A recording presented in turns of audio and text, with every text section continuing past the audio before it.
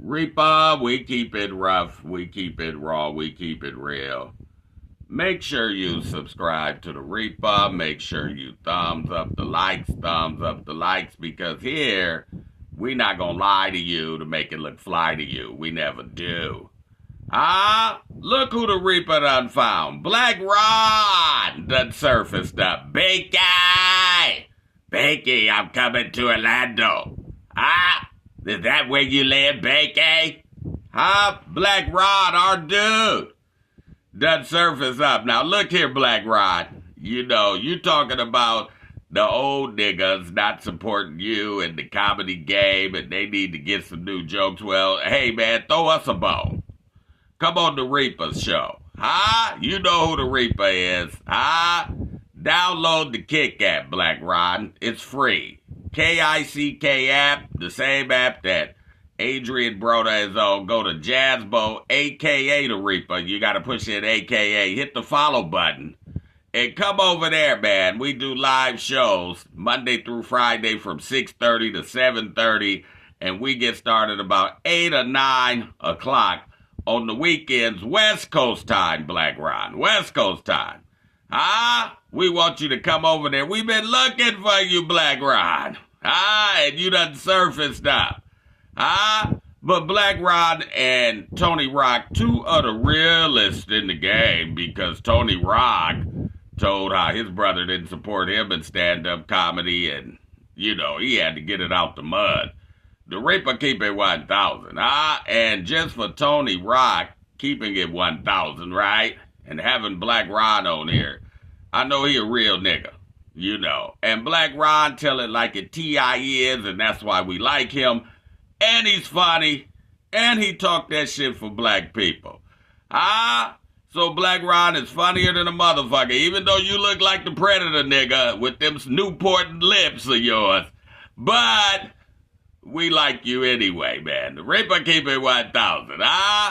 Shout out to Blaq, one of the realest in the game, one of the funniest in the game, and was, you know, was with Corey Holcomb at one time, who Corey could have promoted better, you know what I'm saying, and opened up some doors, you know, for Blaq. The Reaper keep it 1,000, and if you remember, Blaq was coming on there, and he's a philosopher, Ron is, and, you know, Ron is known to shoot at the ladies.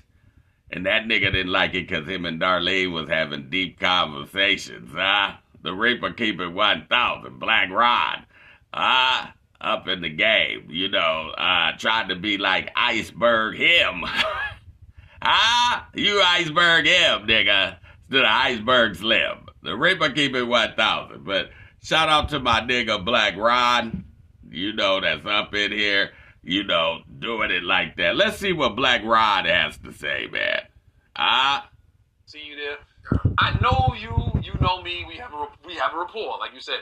But I don't know the Blaq comedy story. How'd you get in the game? Where you from? I know you're from the South, but like, what's your story, bro? I'm from Dallas. You from Dallas, Texas? Okay. I'm from Oak That's the South. I did not know that. Yeah, From Rudy's Chicken. Yeah, Rudy's gone now, Tom. Really? Yeah, Gentrification, man. It's a Cane's now. Rudy's gone. Williams Chicken. Yeah. But yeah, man, You started in Dallas? started in Dallas. Okay. I started in Dallas. I didn't start actually going to rooms till 2011. Okay. Oh, wow. Going to rooms, so you were doing something comedic before that? Yeah, I started acting at 10. Okay, there we go. And I've done all the things church entertainment. And then to the point where you're Played doing Jesus and everything. other productions. like down south, the bigger the church, the bigger the production. Right. I've done plays and stage productions at churches, and then went to real theaters and done them, and their level of production, their level of showman, the venue, the amenities, like it was like, you know, y'all ain't got shit on First Community down the street, like, Yeah. so like, and then because churches birth all of the thespians and musicians and all things arts, those people, when they come back to church, they bring back all of their formal training that they went and got, you know, be it Alvin Ailey, Juilliard, Berkeley, you know what I mean? So they come back with that professionalism, and then they hone it into the people at the church. They come back, and the reason that everybody, Ron is right, everybody in music, entertainment, and everything mostly come from the church. The Reaper keep it 1,000, you know. Because there's talent among black people in the church, and then he said they come back to the church. See, and they bring the fuck shit back to the church, right? That they done learned in the street, and they fuck everything around there because the janky pork-eating bastard, right? He wants money, and he ain't turning down nothing but his collar. But all kind of fuck shit be going on in the church, you know. Because they be fucking in the church and doing everything in the church before they go out in the world. And then the white man pollute them even more, right? Then they come back to the church. So Rod is exactly right. But, you know, hey, we're going to let Black Rod continue. Black Rod, you look like you want a Newport because you drinking that Jameson. You came in there with that green bottle of Jameson. And you look like you want a Newport, but I'm going to let you continue because you my nigga. So, I've been funny. I was using funny to get girls. As we all do. Funny was always a weapon. Funny was always a tool. I used funny to get out of trouble. I used funny to get jobs, not get fired. You know what I'm saying? Scoop past the late police at the school. You know, not get them licks or that how that detention. You know, get out of getting the ass whooping at the house. Funny was always used for that. So every job I had, people would always tell me, "Boy, you missed your calling. Boy, you should have been doing comedy." Now I'm grown, and I just be at the barbershop bullshitting. Back when I would have haircuts, even when you don't get a haircut, the barbershop. Rod, you look like you need a haircut now, because them dreadlocks, you know, they ain't agreeing with you. The Ripper keep it 1,000.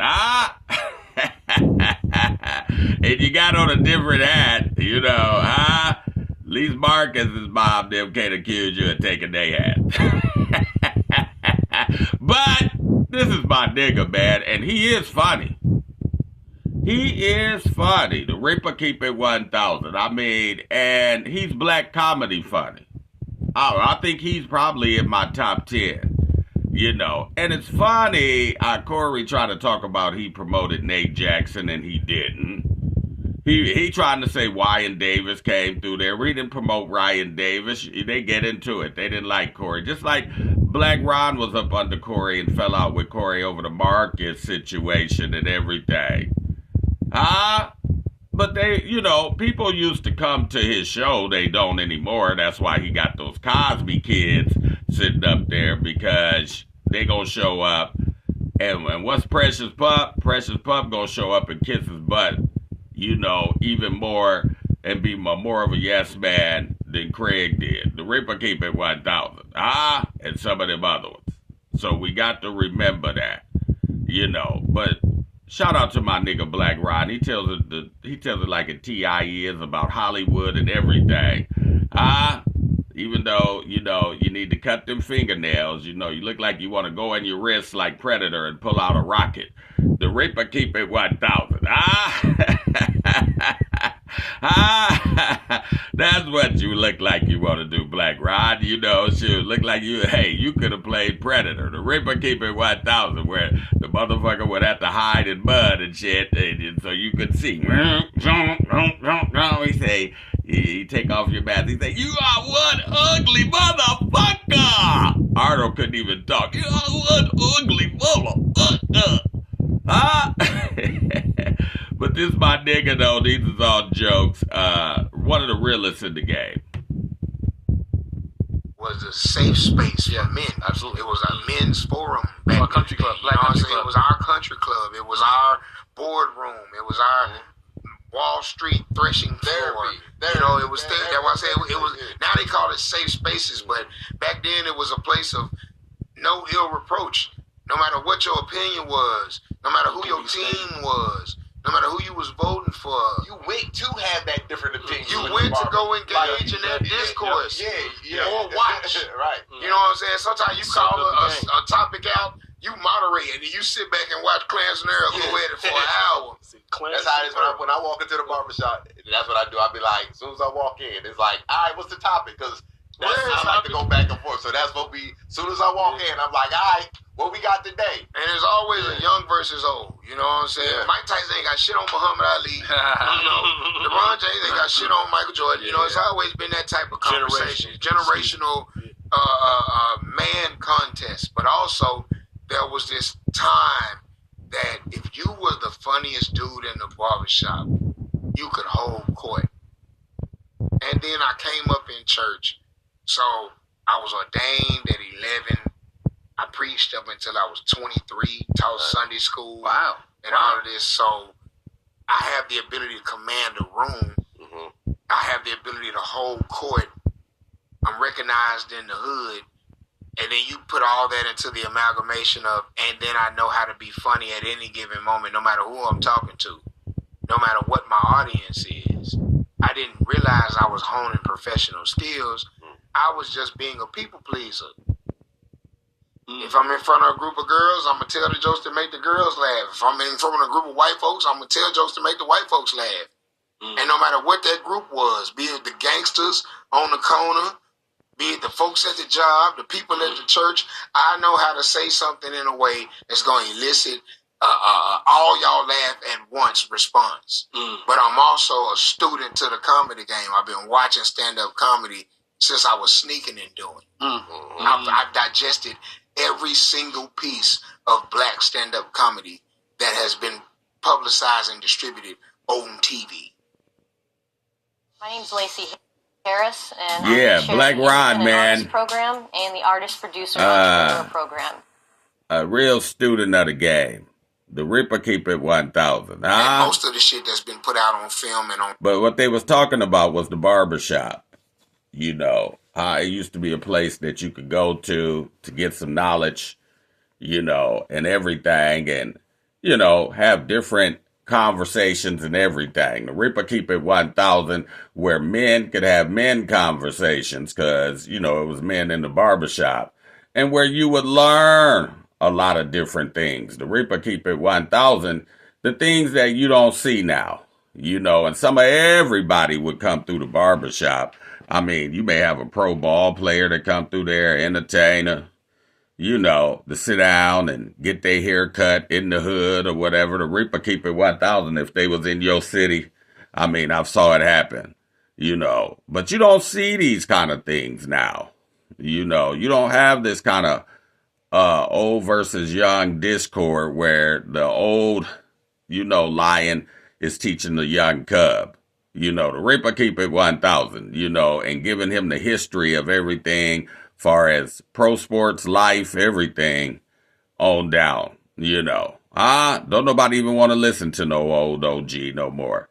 But like Ron said, you know, a lot of these people, you know, a lot of us come out of the church, the Christian church, on to do other things. The Ripper keep it 1,000. Let him continue.